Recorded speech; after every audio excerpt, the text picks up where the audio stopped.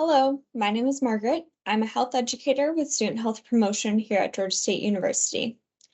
During November, the student health promotion team and I are going to be sharing information about condoms. In this video, I'm going to be showing you all how to correctly use internal and external condoms.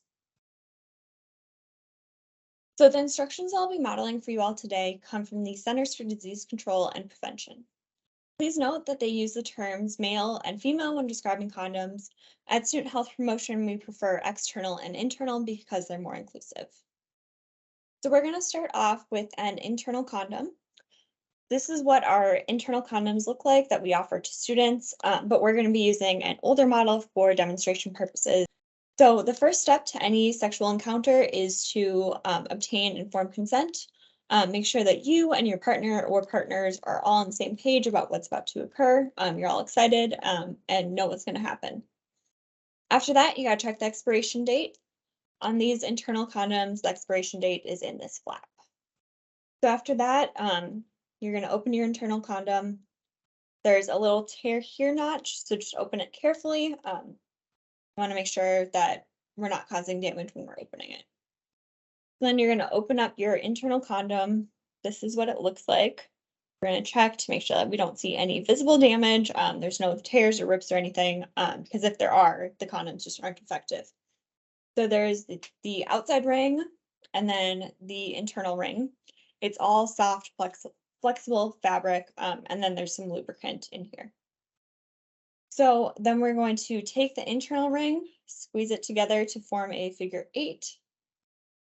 And then you're gonna insert it into someone's vagina or anus. So you're gonna squeeze it in there, and then it's going to pop up here. If you're inserting it into someone's vagina, it's just gonna pop up against the cervix. So this is what it looks like. You wanna make sure that it's not twisted or anything, and it'll pop up there against the cervix. So make sure that this part stays on the outside of someone's body and the rest is inside. So once you're done, you're gonna take the internal condom, twist it off, and make sure that everything stays in the condom. You're gonna pull it out and throw it into the trash. So next we're gonna look at a external condom.